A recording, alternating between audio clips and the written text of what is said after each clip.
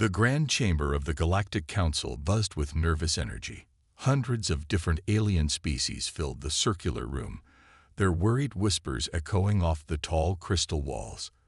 At the center of the chamber, Ambassador Gray stood alone at the speaking platform, his aged hands gripping the edges until his knuckles turned white. "You must listen to me," he said, his voice carrying the weight of his 40 years in galactic diplomacy. "If you bring humans into this war, nothing will ever be the same." The head counselor, a tall being with silver skin that sparkled under the chamber's lights, leaned forward. "Ambassador, with all due respect, we are losing this war. The swarm has already consumed 12 worlds in the Outer Rim. We need new allies." Gray shook his head, his expression grim. "You don't understand.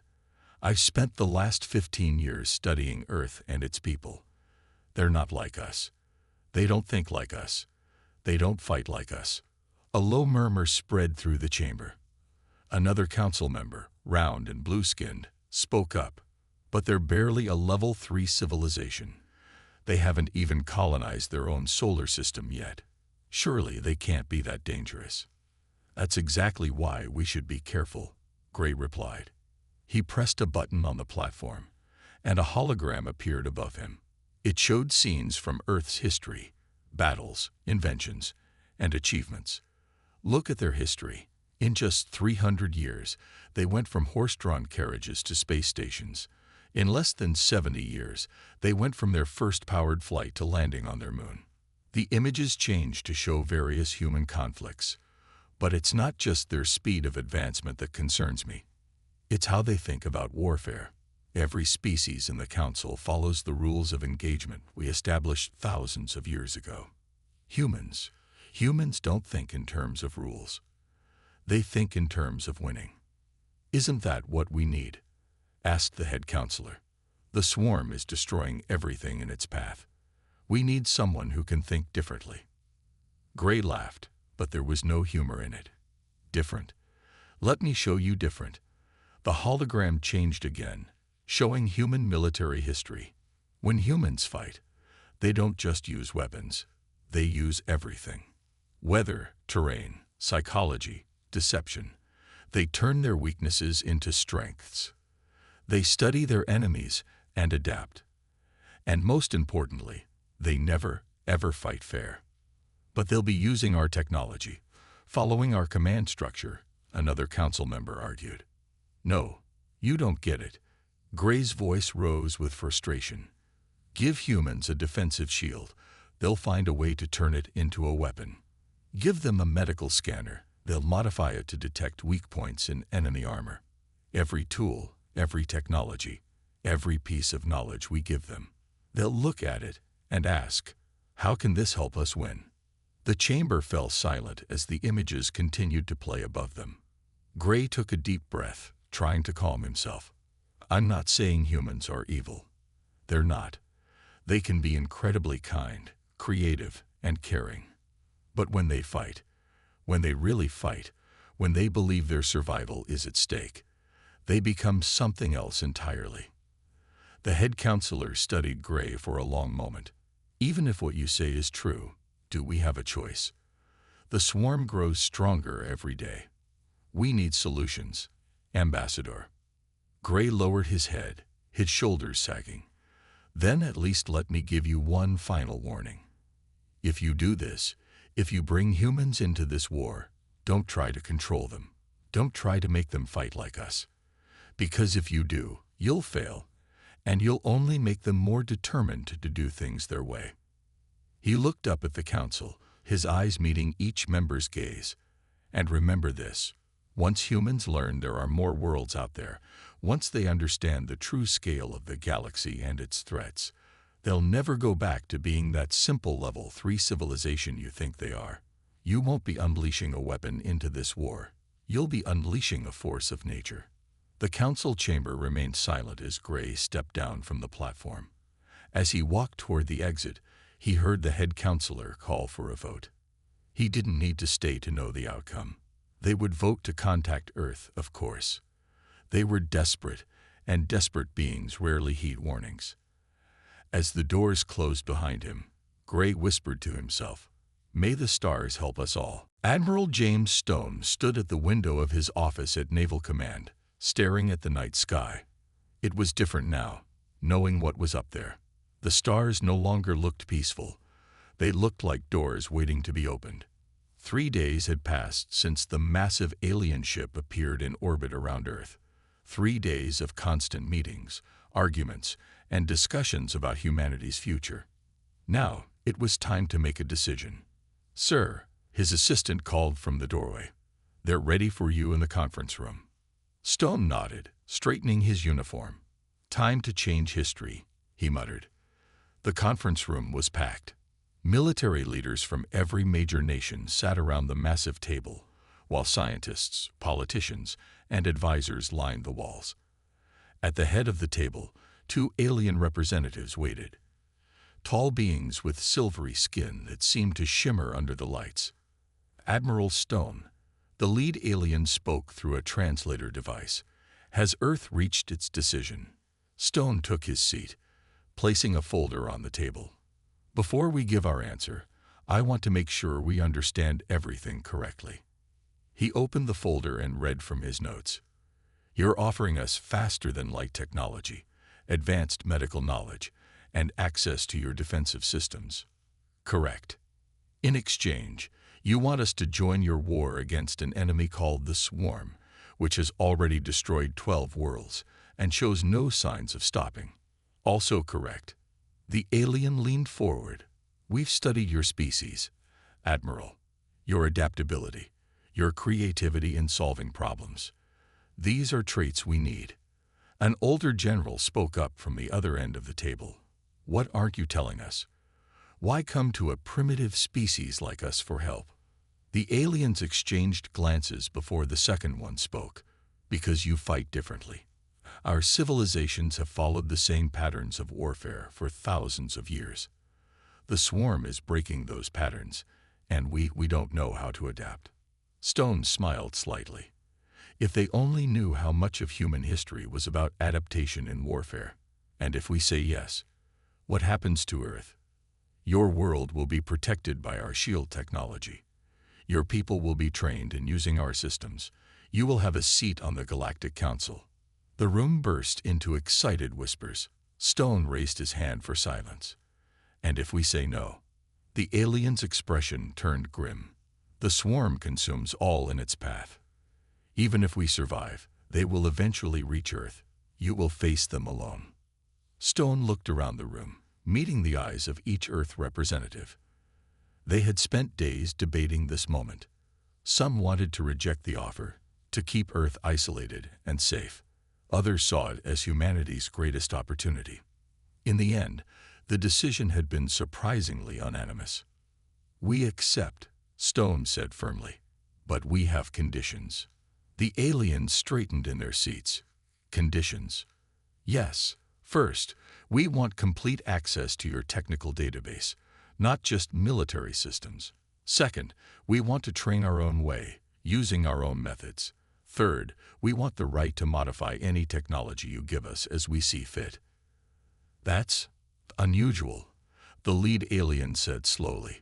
"Why these specific conditions?" Stone stood up, walking to the window. The alien ship was visible in the night sky, a bright point of light among the stars. "Because if we're going to fight, we're going to fight our way. We won't be just another piece on your game board. We'll be players in our own right." The aliens conferred quietly before responding. "Agreed. Though I must warn you, some of our allies may be uncomfortable with your methods." "They should be more uncomfortable with the Swarm," Stone replied. He turned back to the room, his expression determined. "Ladies and gentlemen, as of this moment, humanity is at war.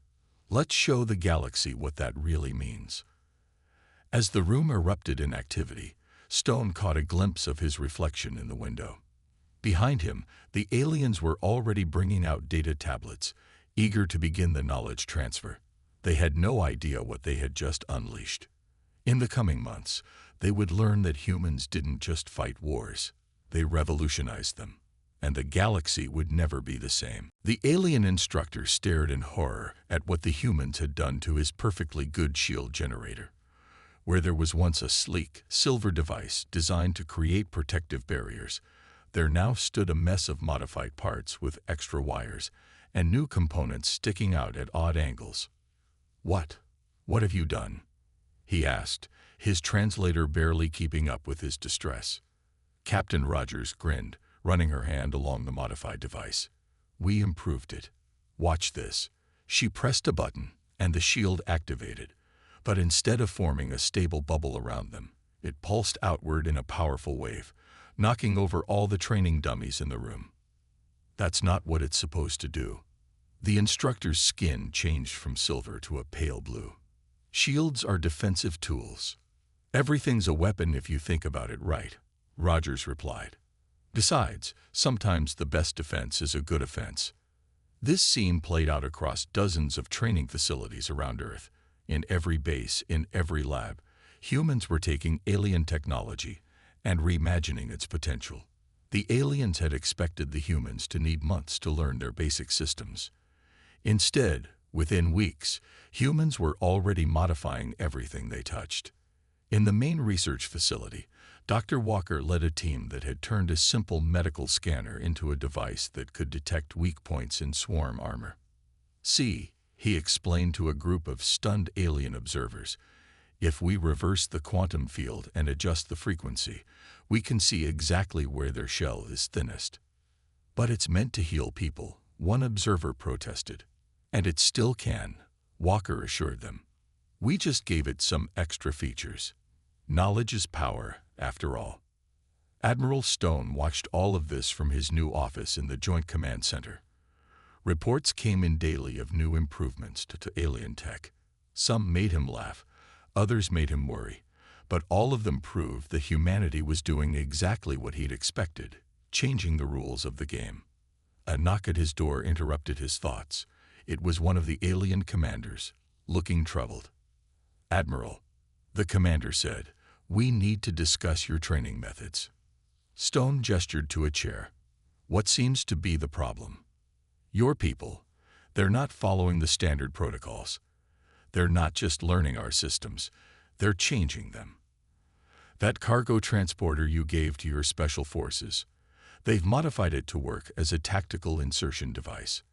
That's not what it was designed for." "No," Stone agreed, "but it's what we need it to be. You asked for our help because we think differently. This is how we think." The commander shifted uncomfortably. "But there are rules, protocols." "The swarm doesn't care about protocols," Stone interrupted. "You told us yourself. They're winning because they don't fight the way you expect. Well, neither do we." He stood up and walked to a wall display showing Earth's military preparations. Every piece of technology has potential beyond its original purpose. Every tool can be adapted, improved, reimagined. That's how humanity survived and evolved. We take what we have and make it better. Better. The commander's skin rippled with emotion. Or more dangerous. Stone turned to face him. "In war, those are often the same thing. You wanted humans in this fight. Well, this is how humans fight. We don't just use weapons, we innovate. We don't just learn tactics, we create new ones. And we never, ever stop looking for advantages." The commander was quiet for a long moment. "Some are saying we've made a mistake, bringing humans into this war." "No," Stone said softly. "Your mistake was thinking you could bring us in halfway. We're not just going to fight your war. We're going to change how it's fought. The swarm won't know what hit them." As if to emphasize his point, an explosion rocked the training grounds outside. Through the window, they could see Captain Rogers standing proudly next to her modified shield generator, surrounded by scattered training dummies. The age of human warfare had begun, and the galaxy wasn't ready for it. The bridge of the human battleship Thunder fell silent as they watched the swarm fleet appear from hyperspace. Hundreds of bioorganic ships, each one looking like a cross between an insect and a nightmare, filled the view screen. "Well," Captain Rogers said from her command chair, They're just as ugly as the report said. She turned to her communications officer. Signal the alien fleet. Tell them we're ready. The Allied alien ships hung in formation behind them, their commanders still unsure about letting humans lead this battle.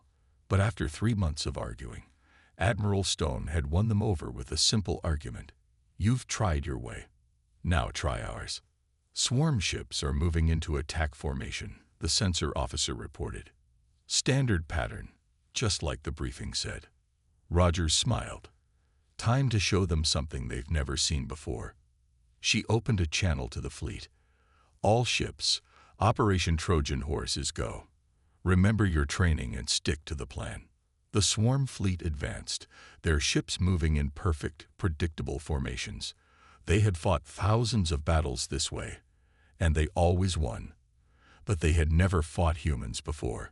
As the swarm closed in, the human fleet appeared to panic. Ships broke formation, some flying erratically, others appearing to lose power and drift. To the swarm, it looked like easy prey. They're taking the bait, Rogers said quietly. Wait for it. The swarm fleet split into smaller groups, moving to surround what they thought were disabled or retreating human ships. Just as they committed to the attack, Rogers gave the command. Now. All at once, the disabled human ships powered up. The modified shield generators they'd worked on for months activated, not as defensive barriers but as weapons, sending out powerful shockwaves that disrupted the swarm's bioorganic hulls. Phase 2, Rogers ordered. From the cargo bays of the human ships, thousands of small objects burst out into space. The swarm ignored them at first. Their scans showed they were just pieces of metal and minerals. But these weren't random debris. They were chunks of specially treated materials that the humans knew would drive the swarm's sensors crazy.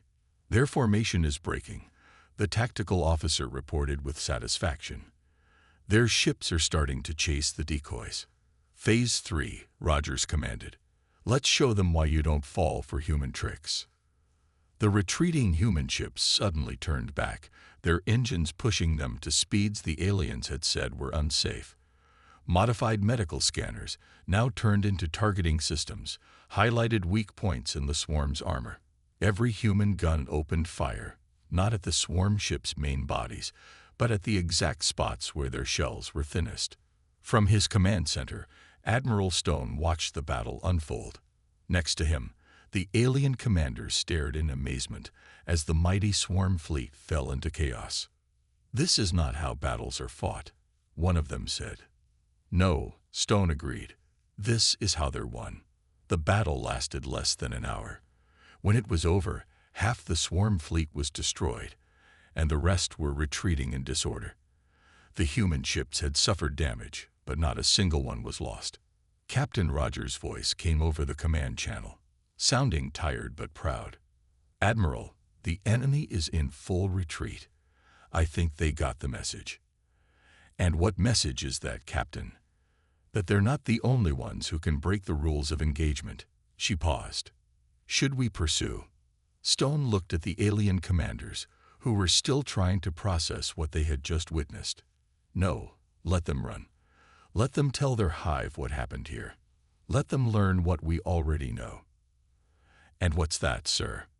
That they picked the wrong species to fight. Stone turned to the alien commanders. This was just the beginning. We've shown them something new, something they've never seen before. Next time, they'll try to adapt. But that's the thing about humans. We never use the same trick twice. The alien commanders looked at each other nervously. One of them spoke up. What you did today, it wasn't just fighting. It was creative thinking. Stone finished for him. And trust me, we're just getting started. As the reports of victory spread through the fleet, Stone couldn't help but think of Ambassador Gray's warning to the Council. The aliens had wanted humans in this war. Now they had them. And the galaxy would never be the same again. Commander Reed said to the group of alien soldiers in the training room, "Remember what I taught you about unpredictability." The aliens, members of 3 different species, moved through the combat simulation. This time, instead of their usual organized formations, they split into small groups, attacked from multiple angles, and used the environment for cover, just like humans had taught them. Reed smiled. 6 months had passed since the first battle against the swarm, and things had changed dramatically. After seeing how effective human tactics were, other species started asking for training. What began as a few curious allies had turned into a flood of requests for human military advisors. In orbit above them, Admiral Stone's new flagship, the Deception, prepared for its first mission. The ship looked normal from the outside, but inside it was filled with human innovations. Every system had been modified, every weapon enhanced. It was humanity's statement to the galaxy, a perfect blend of alien technology and human creativity. Admiral, his AI assistant reported, Ambassador Gray is requesting to speak with you. Stone straightened his uniform. Put him through. The old ambassador's hologram appeared, looking more worried than ever. Admiral, we need to talk about what's happening out there. The swarm's losses. I thought you'd be happy about that. It's not just the swarm, Gray said. It's how the war is changing. Your people aren't just fighting. You're teaching others to fight like you. Do you understand what that means? Stone walked to the window, watching Earth in the distance. We're helping them survive. You're changing the very nature of warfare in the galaxy. Gray's voice rose. Just yesterday, I watched a Centaurian fleet use something they called psychological warfare against the swarm. They're learning your concepts of deception, of asymmetric warfare. Even the peaceful Lumerians are asking about something called mutually assured destruction. Good, Stone replied firmly. The old ways weren't working. The galaxy needed to change. But at what cost? Gray asked softly. The swarm is losing, yes, but they're also adapting. They're becoming more aggressive, more desperate. And now there are rumors they're planning something big. Stone turned back to the hologram. Let them try. Every time they adapt, we'll change the game again. That's what humans do. Their conversation was interrupted by an urgent alert. Admiral, his AI called, we're detecting massive swarm fleet movements. They're gathering their forces. Where are they headed? Stone asked, though he already knew the answer. Based on their trajectory. Earth, sir. Gray's hologram flickered. They're coming for you. They've realized that humans are the key to this war. Stone's expression hardened. Then they're about to learn another human concept, the mistake of backing us into a corner. He turned to his command console. Send word to all fleets. Operation Pandora is now active. Operation Pandora, Gray asked. I haven't heard of this plan. That's because we kept it secret even from our allies, Stone said. Remember how you warned the Council about what would happen if they unleash humans into this war? Well, they're about to find out what happens when humans fight without holding back. As alarms sounded throughout the ship, Stone looked at Gray's worried hologram. You should tell the Council to watch closely. They're about to see why. Throughout human history, our enemies learned one important lesson. Never strike at Earth directly. What are you planning? Gray whispered. Stone's smile was cold. The swarm thinks they know how we fight now. They think they've figured us out. But they don't understand. Everything we've shown them so far was just the beginning. Now they get to see what happens when humanity fights for survival. As Gray's hologram faded, Stone watched his crew prepare for battle. Around Earth, thousands of ships moved into position, many carrying weapons and systems that even their alien allies didn't know existed. The real war was about to begin, and the galaxy was about to learn why Ambassador Gray had warned them about unleashing humans in the first place. The largest swarm fleet ever seen dropped out of hyperspace near Earth's orbit. Thousands of bioorganic ships filled the sky, their dark shapes blocking out the stars. In command centers across Earth, warning signals blared as the massive invasion force approached. But Admiral Stone didn't look worried. He stood calmly on the bridge of the Deception, watching the enemy advance. "Status of Operation Pandora?" he asked. "All systems ready, sir," Captain Rogers reported from her ship. "The swarm hasn't detected any of our surprises. They think they're walking into an ordinary battle." Stone nodded. For months, humans had been preparing for this moment. While they taught their allies basic tactics, they had kept their best weapons hidden. Now it was time to use them all. "The swarm fleet is broadcasting a message," the communications officer announced. "They're demanding Earth's surrender. Send them our response," Stone ordered. Across the swarm fleet, every ship's communication system suddenly activated. Instead of a reply, they received a signal that made their bioorganic systems scream in pain. Human scientists had spent months studying swarm technology, learning exactly what frequencies would hurt them most. "Phase 1 complete," Rogers reported. "Their formations are breaking up." "Begin Phase 2, Stone commanded. Hidden transmitters around the solar system activated, sending out waves of confusing signals. To the swarm's sensors, it looked like Earth's entire fleet was in a dozen different places at once. As they tried to identify the real targets, hundreds of small, unmanned ships appeared from behind Earth's moon. "Remote fleet engaging," Rogers announced. "The swarm is responding exactly as predicted." The swarm ships turned to attack the unmanned vessels, not realizing they were drones carrying special weapons. As soon as the swarm ships got close, the drones exploded, releasing clouds of engineered microbes designed to eat through swarm armor. From his observation post, Ambassador Gray watched in amazement. "This isn't a battle," he whispered. "This is systematic destruction." Stone's voice was cold. "They came to our home. They thought we would fight like everyone else. That was their mistake." The real human fleet now moved into position. Every ship carried weapons that had been kept secret until this moment. Missiles that could think and change direction to find weak spots. Energy beams that matched the exact frequency needed to disrupt swarm ship controls. Even the space around Earth had been prepared, filled with hidden traps and weapons. "Sir," Rogers called, "the swarm is trying to retreat."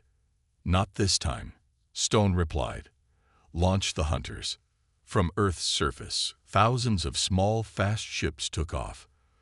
Unlike normal fighters, these were designed for one purpose: to chase down and destroy fleeing enemies.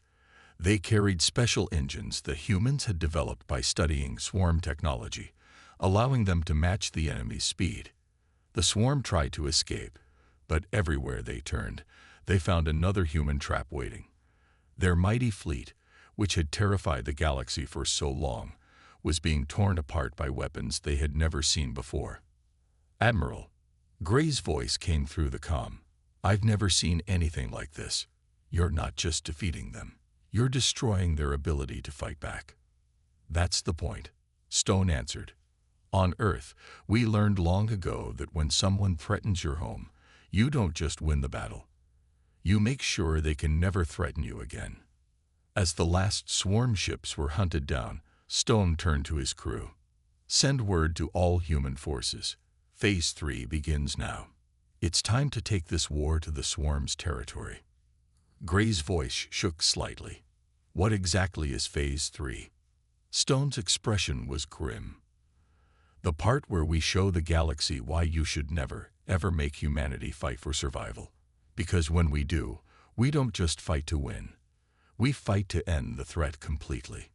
The battle for Earth was over, but humanity's real demonstration of power was just beginning. The Grand Chamber of the Galactic Council was silent as Ambassador Gray delivered his final report. 1 year had passed since the Battle of Earth, and the galaxy had changed forever. "The war is over," Gray announced, his voice echoing through the chamber. "The swarm has retreated beyond the outer rim. Their main hive worlds have been neutralized, and their ability to wage war has been completely destroyed." The head counselor leaned forward. "And the humans? What are they doing now?" Gray activated a hologram showing Earth's new defense network. "They're doing what humans always do, preparing for the next threat. They've established monitoring stations throughout the galaxy. They're teaching their methods to any species that wants to learn. And they're improving their technology every day. Are they a threat to us? Another council member asked nervously. Gray smiled sadly. I warned you about this, didn't I? Right here in this chamber, 1 year ago. He looked around at the assembled aliens. But you're asking the wrong question. The real question is, are we smart enough to be their friends? The hologram changed to show scenes from the past year. Human ships helping rebuild worlds damaged by the swarm. Human doctors using their modified medical technology to heal victims. Human engineers teaching others how to improve their defenses. Humanity didn't just win the war, Gray continued. They changed how the galaxy thinks about warfare, about technology, about survival. They showed us that rules and traditions mean nothing if they don't help you protect what matters. Admiral Stone stood at the back of the chamber, watching quietly. Next to him, Captain Rogers fidgeted in her formal uniform. Did you ever imagine it would end like this? She whispered. Stone shook his head. For us, it hasn't ended. It's just the beginning. Gray was still speaking. The humans have requested membership in the Galactic Council, not as junior members, but as full partners. They've earned it. Their technology, their methods, their way of thinking. We need all of it. And if we refuse? Someone asked. Then we'd be fools, Gray replied firmly. They've already changed everything. The only question is whether we work with them or get left behind. The council chambers erupted in discussion. Stone and Rogers slipped out quietly, walking to a window overlooking the massive space station. They're afraid of us, Rogers observed. Good, Stone replied. A little fear can lead to respect. But they'll learn what the swarm learned. We're better friends than enemies. Back in the chamber, the council was ready to vote. Gray stood at the center, looking at faces he'd known for decades. Before you vote, let me share one last lesson from Earth's history. Humans have a saying. Those who beat their swords into plowshares will plow for those who kept their swords. He paused, letting that sink in. The humans kept their swords, yes, but they also learned to use them wisely. They fight fiercely, but they also protect strongly. They destroy threats, but they build alliances. That's why they survived when the swarm attacked their world, and that's why they'll help us all survive whatever comes next. The vote was unanimous. As humanity was formally welcomed into the Galactic Council, Gray found Stone and Rogers at the window. Congratulations, he said. You've changed the galaxy forever. Stone looked out at the stars. We just did what humans always do, Ambassador. We adapted. We survived. We made sure everyone knew not to threaten our home. And now? Gray asked. Now we help build something better.